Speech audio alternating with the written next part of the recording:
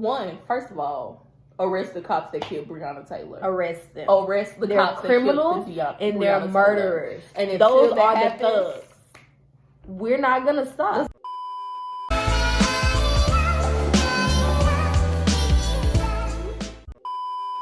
Hey guys, welcome back to another video. Okay, so your girls have been missing in action, and I know that you're wondering, where have you been? What have y'all been doing? So we want to talk to you guys a little bit about the importance of Juneteenth and some of the things that you can do, whether you're black, white, Asian, Mexican, anything that you can do to help out our cause, which is the Black Lives Matter movement, and what you can do going forward, ways to support, ways to donate, and all of that stuff. So let's get into it. Okay, so first, I just want to cover some basics because I feel like this should be explained. Maybe not to the black community, but maybe to our white allies and to people who just truly don't understand. The Black Lives Matter movement. When we say Black Lives Matter, we don't mean that all lives don't matter. We never said that only Black Lives Matter. We're just saying that the Black lives in today's times are the ones that are in danger. We never said that only Black Lives Matter. We know that all lives do matter, and they do. Yeah, they do. But white lives are not the ones being gunned down every day, and you're not the ones that are being hung from trees and then it being named a suicide in 2020, as if people are going out of their houses to hang themselves in a tree. Black people at that. Also, I guess just a metaphor, just for all the people that are trying to make the Black Lives Matter movement some malicious movement where we say, forget white lives, nobody matters, we're the only thing that matters. That's not true. The same way we say save the sea turtles, do we say forget the sharks, forget the beluga whales? That's not what we're saying when we're saying that. We're just saying that there are lives that are in danger, so we should try to help those lives out. We should try to help preserve. It's like we matter. We have a life. I have a voice. And just for anybody that's confused about why do Black lives matter, this is what I want you to do. Take one breath in. Let it out. My life matters because I'm still breathing.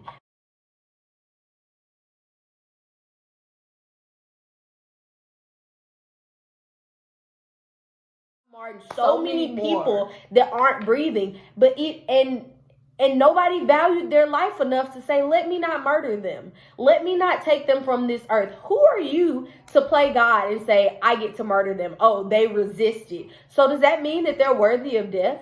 When we disobey our parents, are they worthy to kill us then? No. Anybody in power or regular on the street, you have no right and no place to take my life, to take my brother's life, to take my sister's life. You have no sway. What puts you in a place of power to do that?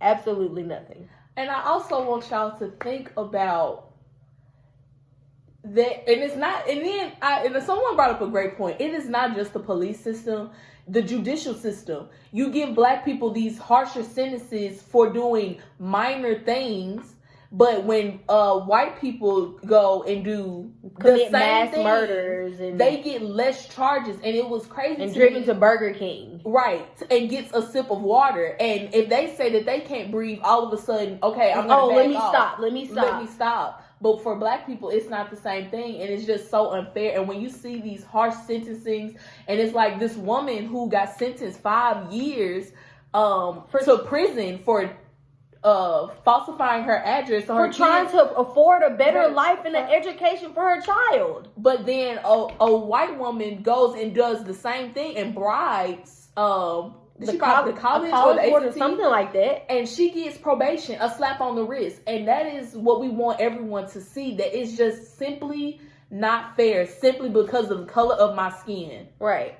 The same way we talk about let's flatten the curve for coronavirus, let's flatten the curve for social injustice. Let's flatten the curve for all of my brothers and sisters that you're gunning down in the street for no reason. Let's flatten the curve on the microaggressions that you put out when you get upset that a black girl gets cast in a role that was predominantly white. Let's flatten the curve on every single day the racial tensions that exist in this earth. Let's flatten that curve. We're trying to flatten a curve on a virus that we have no cure to, that we have no control over, but we have control over our racial prejudices. We have control over what we think of other people, but we don't want to control that.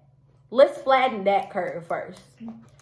So, quickly, I just want to read to you guys what Juneteenth is, because today is Juneteenth. No, you will not see this on Juneteenth. Sad, because we suck. But, either way.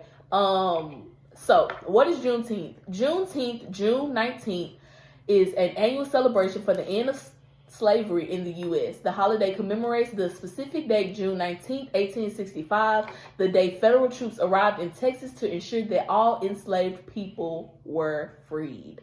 And this was after the Emancipation Proclamation. Right, and then let's also make note that did not mean, a lot of people get it confused, even other black people, even myself, and it's a great time to educate yourself, so that's just a little side note. All slaves were not free because of the Emancipation Proclamation. So that's just something, and we're not here, I'm not saying I have all the knowledge, I'm not all in the know, I don't know everything, I'm still educating myself today, even as a black woman.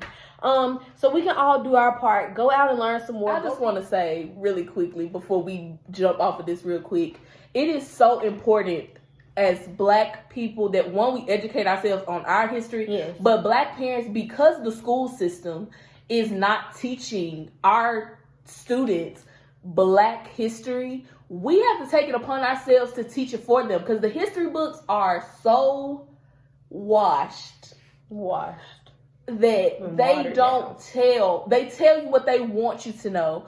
And I have a list here really quickly. We're going to put it on the screen on Alyssa's face. Okay. Of products of black inventors.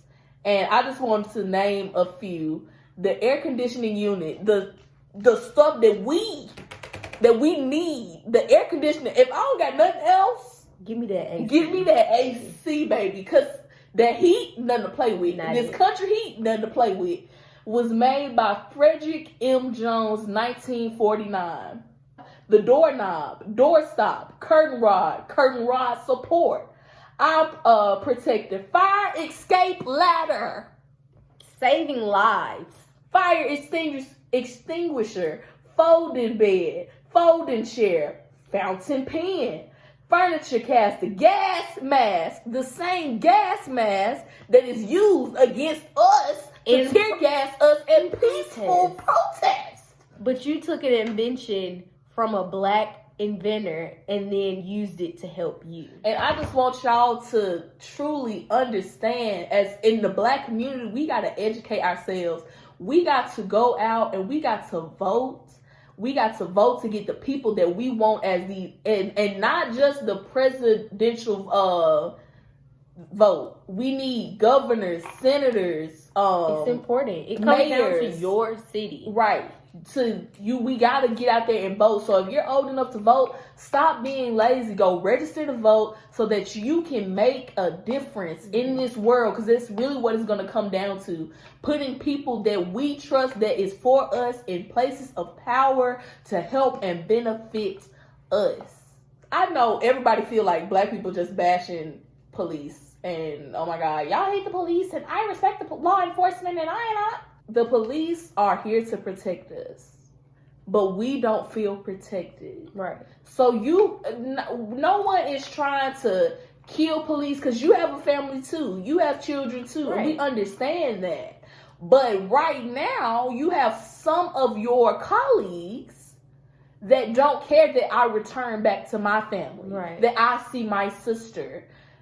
There is a problem that $600 million and all of this is funded towards police stations, and the education system is lacking in every area. The police does not need that much funding when your child is not properly educated.